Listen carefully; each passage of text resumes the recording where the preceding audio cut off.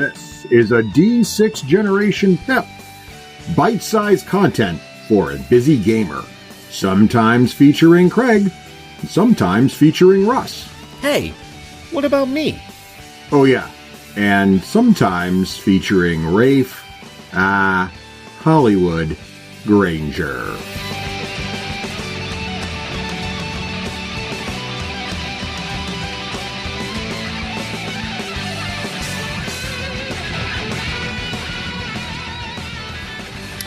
Hey, good morning, everybody. You're listening to another segment of the Hollywood Minute on the D6 Generation Pip. As you know, I'm Raef Granger, your host for this morning, and I thought I would go over a topic I get asked a lot, especially by family members of gamers and people new and wanting to get into gaming. So for you hardcore listeners, you may be like, yeah, Raef, we already know all this, but I don't know, maybe pass this on to family members that you love that have always been interested in gaming and don't quite know where to start, or just want some help. Or this will help you in giving advice to those people in your life that ask you about board gaming over the holidays. So what gave me reason to think of this is I recently attended this convention called the Dave Ramsey Influencer Event. Now, some of you may know who Dave Ramsey is, and some of you may not, but who he is he's a personality here in the United States. He began his career teaching this product and process called the Total Money Makeover, where he teaches like real-life common sense budgeting and how to get your life financially in the direction that you want it to go. What's interesting is his methods sort of get misapplied in the media sometimes, especially in those regions that don't know him very well, where they misconstrue that he's saying you got to sell all your stuff and and don't have nice things, and that's not it at all.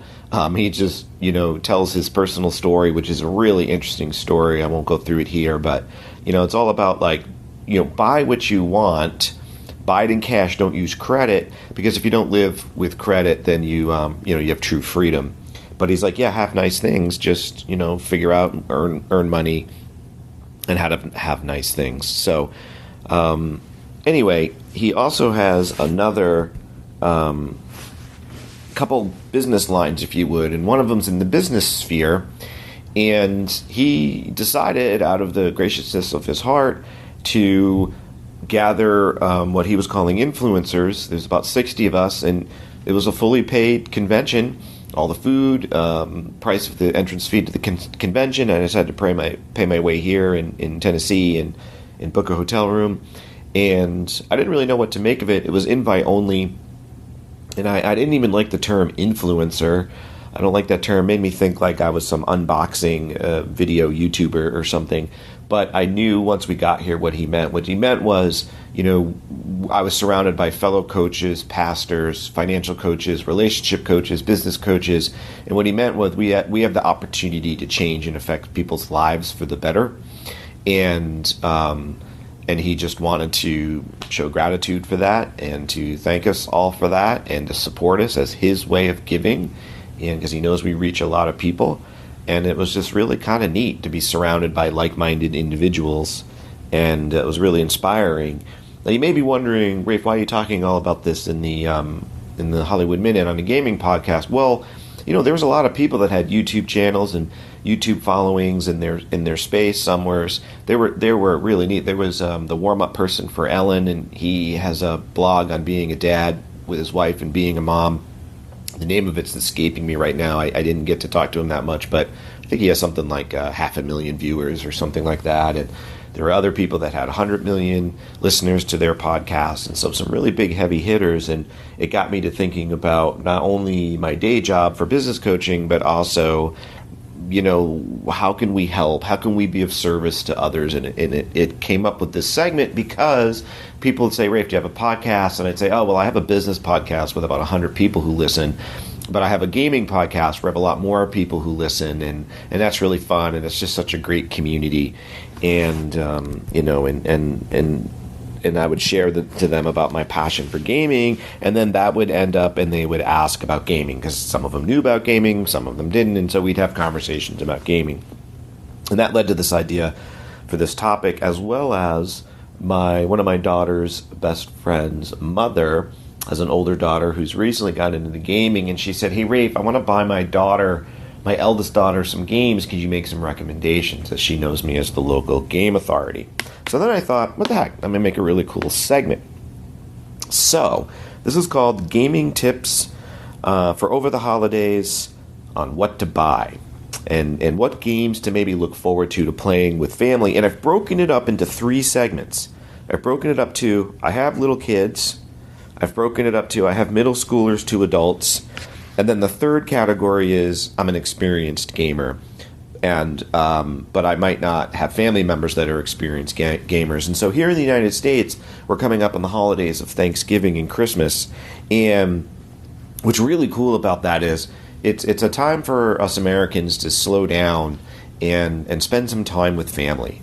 And what's neat about that is I think a lot of times I work in the business sphere, as you know. Business people are going. Executives are going. I mean, this is the world that I see. And holidays gives them an excuse to slow down. An excuse to be like, I don't have to answer my email because it's Thanksgiving and everybody knows I'm not going to look at my email over Thanksgiving. Or I don't have to look at my email at Hanukkah. I don't have to work. Now, little side note, folks. You can still create that space in your work life, but that's for a topic for another podcast. So, holidays are coming up. What do I recommend for games, especially if you have little kids? Now, I'm talking like 5, 6, somewhere in that range. Now, my youngest is now 15, and my oldest is 28, if I'm doing the math right. And I remember as a gamer saying to myself, there is no way I'm going to be, playing Chutes and Ladders. I mean, I'm just going to want to shoot myself with boredom.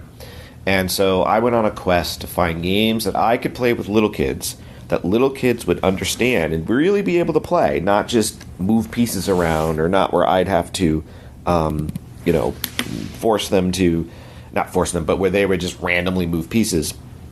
I wanted them to really be able to play. And these are the games that I remember. Now, these may be old and outdated. Check the greatest resource on the planet. That's BoardGameGeek.com. Also, jump into our Discord channel. I'm not sure if that means you need to be a Patreon user or not. I can't remember. If not, I'll check that out. But if you can get into Discord, get into there. And after you hear this segment, I'd love to hear your thoughts and your recommendations for game. And that'll help the community find other games. But Board Game Geek is your friend. You can do a search on there by age. And you can see a whole host of great games, read the reviews, and see if they're for you. Here are my top 3. Number 1, Carcassonne Jr. Carcassonne's a tile placing game. And Carcassonne Jr. just kind of makes it really simple and simplifies the rules. Those of you that know Carcassonne, it's easy to lay the tiles, but the rules on how to win can be a little bit abstract. There's the ways to place monasteries, there's the way to count farms throughout all the fields, and it can be a little bit abstract, even for me, frankly, sometimes. But Carcassonne Jr. really simplifies it and makes it a fun game for both mom and dad and for your child. Now, the second game I loved, Pengaloo by Blue Orange Games, last time I checked. I don't know if they're still there or bought out by somebody, but Pengaloo was this great memory game where you'd have these little wooden penguins that would sit on these really colorful eggs, and you had to lift the penguins and then match the eggs. And it just was a way more fun memory game than any of the tile games or the sort of simple games that you can get at Target. Not knocking those memory games, but Pengaloo would create this nice 3 dimensions and this wonderful color, and I just absolutely loved playing Pengaloo all the time. And then a card game that was really good. By the way, my voice may seem a little hoarse. Apologize for that. We did a lot of public speaking and practice public speaking in this convention. A lot of talking over a lot of background noise. So my voice may be a little extra gravelly than normal. Rat-a-tat-tat was a really fun card game to play, and my kids loved that, and we would play it all the time. So those are my top 3 recommendations if you have little kids: Pengaloo, Rat-a-tat-tat, and Carcassonne Jr.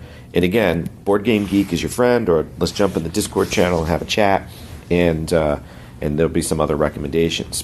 Now, middle schoolers to adults. Okay, my favorite games there is Survive, and that's this really neat tile placing game where you're on this island and there's desert squares and mountain squares and forest squares, and you have to get your swimmers onto boats, and then you flip the tiles over and your swimmer might plop in the water and then get eaten by a shark. And really, really great game. Now, this could be in the nostalgia category for me. It could be there because I remember playing it as a kid and not even really knowing, cool board games existed, but somehow this one came across my table as a kid in the 80s. And so I really go find that game, and I'm pretty sure that's a Stephen Bonacore game, if my memory strikes me correctly. So Stephen's just a great guy, great gamer, and a great producer of games, especially the old school games. So go check out Survive. Highly, highly, highly recommend that. My favorite of all time. Great to play over. Oh, and these are games that I'm all envisioning you can play over the holidays with not necessarily gamers in your life. These are games that I think you can break out, takes little instruction, and you can play. Betrayal at House on the Hill. Love this game. And for those of you that don't know, it was a game that went out of print. Now it's back in print. You can find it. Last time I checked, it was on Amazon or your favorite local game store. And it's another tile placing game where you go through this haunted house, but there's these really cool pre-painted miniatures. There's like a little girl with a teddy bear. There's like a professor. There's like a like a sports hero type of guy. And you get these like dial cards, and you can play two sides of the cards as your characters. There's like a strength character and a might statistic and a mental statistic. I'm not saying all the right things on the game in front of me, but really fun game. Requires a little bit of knowledge, so I wouldn't just buy it and then break it out without having you, the owner of the game, read through that game first and try to figure out how it works and how the mechanic works when the haunt is triggered. Now, I've done this a lot of times that when teaching this game to new players, the mechanics of the game are really easily learned, but the haunt can be confusing to somebody who's never done it before. So I always allow the person who gets the haunt. So let's go back in case you're not familiar with this game. So this game is, you start like with a landing and a staircase and a room, and you flip these tiles, and there's a mechanic to connect these tile rooms, and you're going through this haunted house. And the artwork on the tiles, really thick, heavy tiles, are really cool. And you're just discovering, and you're gathering these cool items, and are on these cards, and you're gathering these weapons, and the game kind of sets it up. There's a little narrative piece in the instruction, there's a script, and the game sets it up where you kind of know something's going to happen. You have to battle something. It's like you're the gang in Scooby-Doo, right? And you're going through the game, and you're playing cooperatively to mainly, and you're kind of exploring the dungeon. Really easy mechanics to pick up in the beginning for new players. But then the thing will occur, there'll be a triggering event, and that's called the haunt. And the person who triggers it often becomes the haunt, and the haunt's like a book. You flip it up, and I don't know, there's like 50 things you could become. You become like a zombie lord, or a wizard master, or a monster, or a ghost, or it's some kind of, stereotypical or tropey-typical, game villain, but fun and lighthearted. It's not dark. And then your job is to go out and kill the characters or trap them or something. And I know I'm saying kill, but it's not dark. It's like kind of lighthearted, if there's such a thing.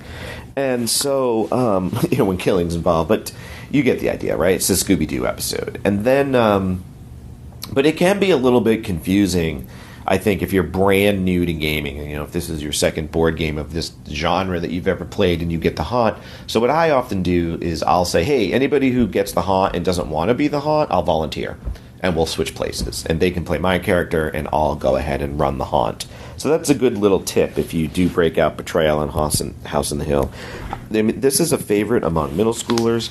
This is a favorite among adults. It's a favorite for you. It'll be really fun. And even though the theme of it is haunted house, I've played it over the holidays, and it works just as well. So great game. Highly recommend that. If you don't own that in your collection, I say put that in your collection. Now, this last one for playing with family, I'm going to pick Lords of Waterdeep. And I hesitate to pick this option because it is themed in the D&D world. Now, you don't have to have played D&D.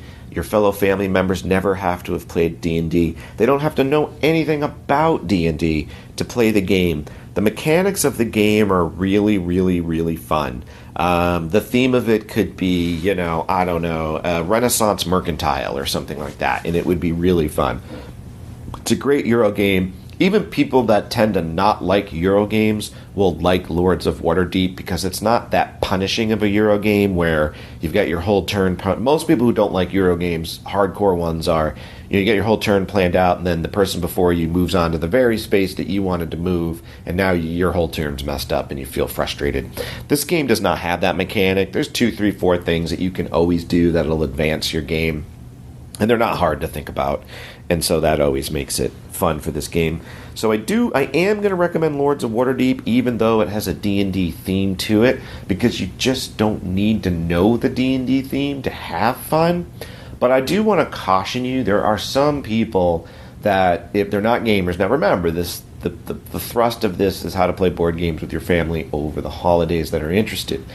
And some people will see dragons or orcs or goblins or just dwarves or elves or and they'll just go no, I don't do that. And the theme of it will just really turn them off. And so if you have a crew of people like that, then this wouldn't be for you. By the way, a little public service announcement here. Something I believe and have learned long ago is never make a person who says I don't like board games play at a board game table.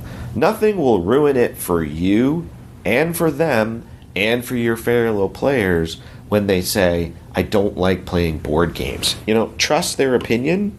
Don't be of the belief, in my opinion, that you're going to change their opinion. They know themselves. They know what they like. They know what they don't like. Let them go watch the Lions play on Thanksgiving Day, right? So, because they'll just drag everybody down because they're not having fun. Some people, board games, I'm thinking of my brother with this. He hates playing board games. My wife kind of too. There's only a couple that she really likes. It's just something about the time it takes to play them or something where they go, I've got 5 other things. I'd rather do the dishes. I'd rather clean up the turkey dinner dishes than do this. It just drives them nuts. So, hey, let them hang on the side, let them enjoy a cocktail, let them laugh with you, but if they don't want to play, don't force them to play.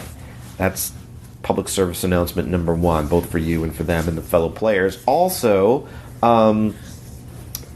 there may be people that don't know that they don't like board games, right? So in other words, this happened with a lot of my nieces and my nephews. I play board games with them now.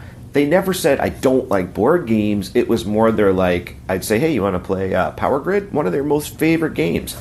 And they said, well, I don't know. Like, they more had that middle schooler, preteen, or teenager hesitation to be like, I don't want to seem uncool to do something, not because of geekery, but I don't want to do something that I don't know how to do because I might fail.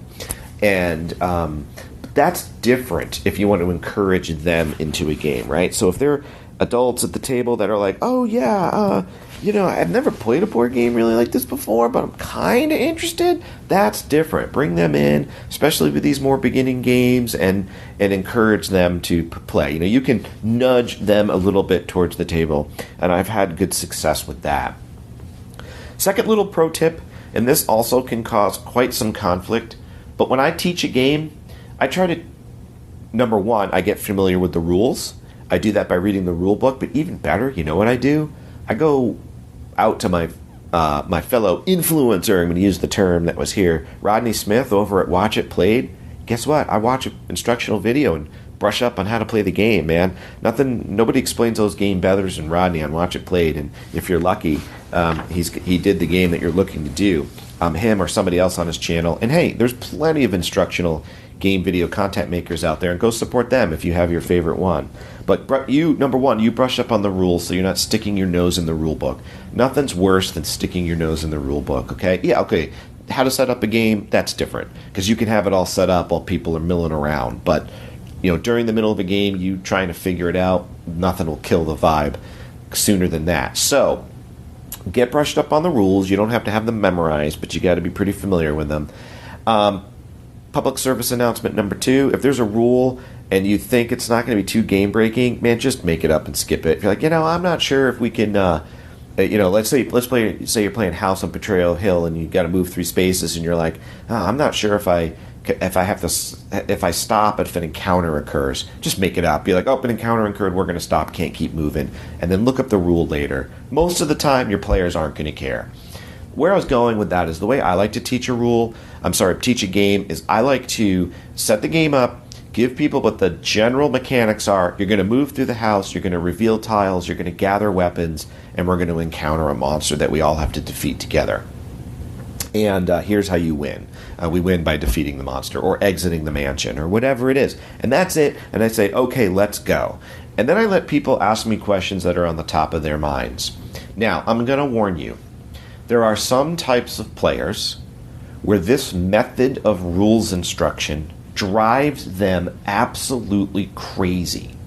Because what will happen is in the middle of the game, you'll go, oh, I totally forgot. We have to stop when there's an encounter. And they'll say, by the way, I'm not even saying that's the rule. I'm just making that up. And they'll say, oh, well, you didn't tell me that. And it'll get them really kind of frustrated. And that's because, they want to win. Not in a mean way or competitive way, but they're playing to try to win the game. And that's what's fun for them. So I always give a caution at the beginning when I instruct on how to teach a board game. I say, hey, listen, there's sort of 2 schools of thought here. One school is we just dive in, we learn to play, it's a learning game. We're not going to care if we win or lose. We're just going to learn. I'm going to make mistakes. You're going to make mistakes. I'm not going to know all the rules. It's okay. We'll play a learning game, and then we can play a second game after more close to the rules. Okay? Get everybody's buy-in. Or the second school of thought is to tell every single rule there is under the sun. I just think that that's less of a great way to begin because it's boring. At least I find it boring, right?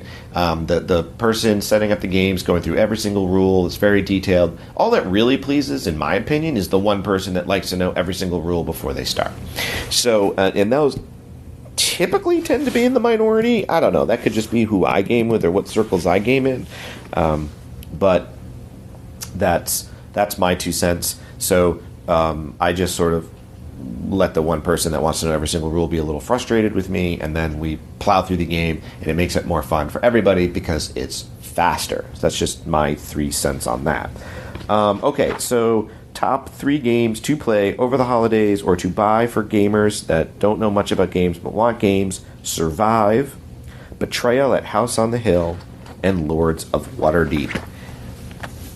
Experienced gamers, my number 1 pick. And family members also love this one.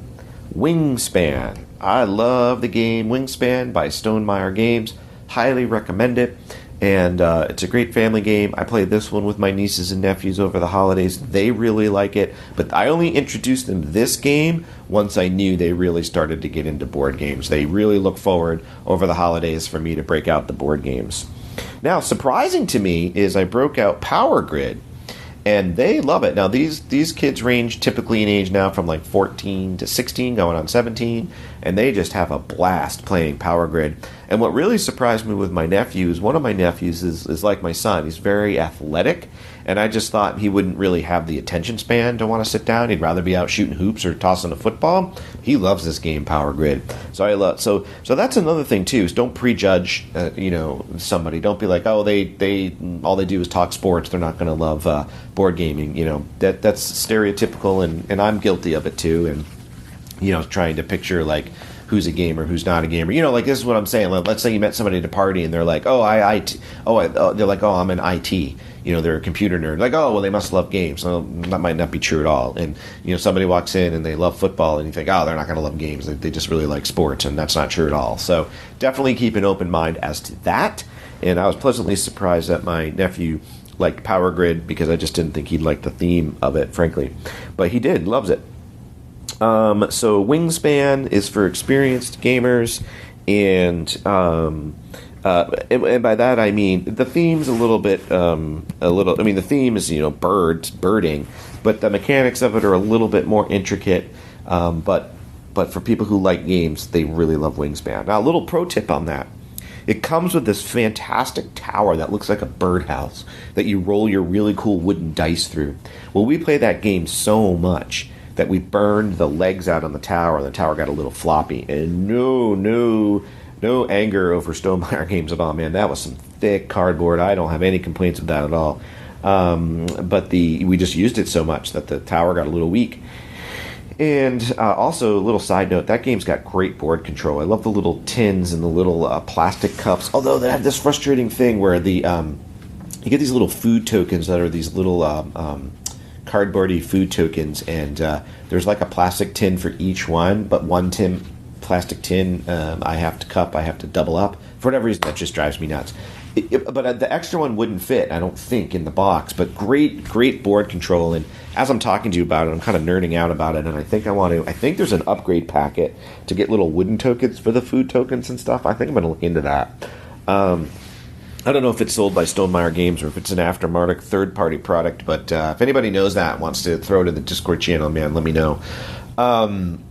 But I went on Etsy and I bought a wooden, I don't remember from which shop, but I bought a wooden, one of those like laser carved wooden birdhouse towers. Really cool. Had a fun time putting that together. And it stacks away and fits in the box, which is just an added bonus.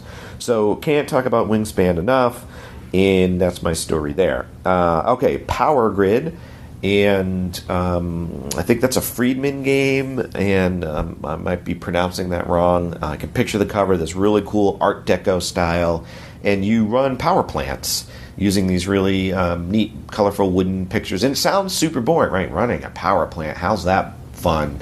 But it just is. And I found that my teenage and preteen kids really liked playing it. Dungeons and Dragons. Playing Dungeons and Dragons over the holiday is really fun. But that's going to be a separate segment. Okay, that's going to be a segment all under their own. And I'm going to try to see if we can get Wakeland on that segment. But I love to bust out D&D. I use pre-made characters. Just get a simple module. Read up on the module. Little clue. 2-3 pages of a module with pre-made characters and brand new people. Dude, that'll still carry you 2-3 hours in, right? You don't need to read a 12-page module. And you don't need, most modern modules, you don't even need a DM's guide. You don't even need a player's handbook. You don't even need any of the books. All the stats are in a module. So just, we'll cover this in the other segment, but there's tons of resources of where to get D&D modules. But just find yourself one, get some pre-mades, have 5, 6, 7, 8 pre-mades in a box. Say to your people, hey, do you ever want to play D&D? And like, oh, I heard about that, or they hear about Critical Role, or they hear about the different podcasts, or they heard, of course, our awesome role-playing podcast on the D6G, and they're like, I want to do that. And to have your eight pre-mades in there, have your Elven Ranger, have your stereotypical archetypes, have your Dwarven Fighter, have your Dwarven Cleric, have your female Paladin, have your Warlock, like just have a bunch of different races and genders and have the pre-mades there, and then that way, if you have 4 people you're going to play with, then they've got characters to choose from. It'll be really fun for them. But that's a separate segment. That's a little blurb on how to do D&D over the holidays. Just make it a little one-off, and stick to the time. Like if in your head you think their attention span's 2 hours, make it 2 hours and then stop. You can always play the next day, right? Rather than dragging it out to 4, 5, 6 hours when people just start to get tired, especially after they've eaten all that turkey, right? So the last, I kind of double booked myself here. I put Lords of Waterdeep. I don't know what I was thinking. So for experienced gamers, we've got Wingspan, Power Grid. Let's see. I wrote Lords of Waterdeep twice, but that's a boo-boo. Let me see what I like to do with experience. So many of you know that I'm a big fan of Agricola. I don't recommend you bust that out because just even theme-wise, and that's a tough Euro game. Not everybody likes Agricola. I'm another Stonemaier game. If you've got experienced gamers, I'm a huge fan of Scythe. That game's fun. It has a lot of pieces in it, so it's fun to set up and it's fun to go. And that game can be really intimidating because, again, this is for your more experienced family gamers. This is why I'm suggesting it.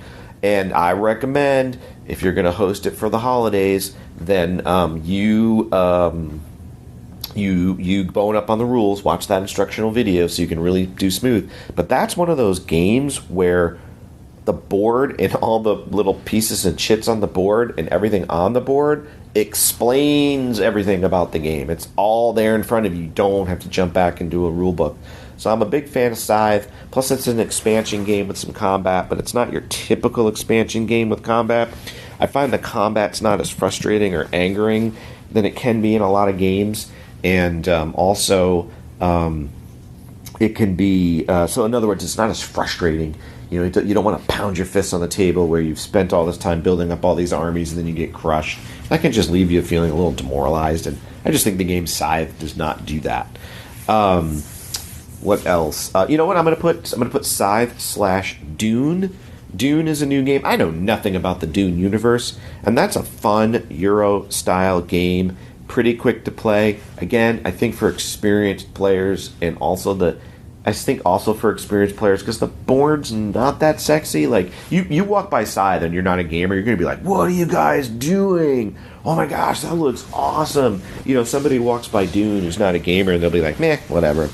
Again, I'm not knocking the game. It's a fantastic game. I love the rule set. I've probably played Dune now about 5-6 times. Really like it. There's a lot of options there. I think it's a good family game for experienced gamers or medium-skilled gamers because, again, it's not one of those frustrating ones. You don't want to pound your fist on the table. At least that's how I find it. So, all right. So these are my thoughts. Just a quick little overview here on the Hollywood Minute. Thanks for listening. Gaming tips over the holidays. What to play if you're new to gaming and have little kids. Pengaloo, Rat-a-tat-tat, Carcassonne Jr., middle schoolers, somewhat experienced, to adults. Don't even need experience, though. Survive, Betrayal at House on the Hill, Lords of Waterdeep, and experienced gamers, Wingspan, Power Grid, I was going to say Dune and Scythe. Don't forget, Board Game Geek is your friend. Watch It Played is your friend, or your favorite content creator in any of those spaces to get yourself educated. Of course, listen here. We're planning to do more segments like this and just put out that content that is interesting to you guys. I hope it helps. Feel free to chime in and let's have a discourse in Discord. Till next time, I'm Raef Hollywood Granger, and happy gaming.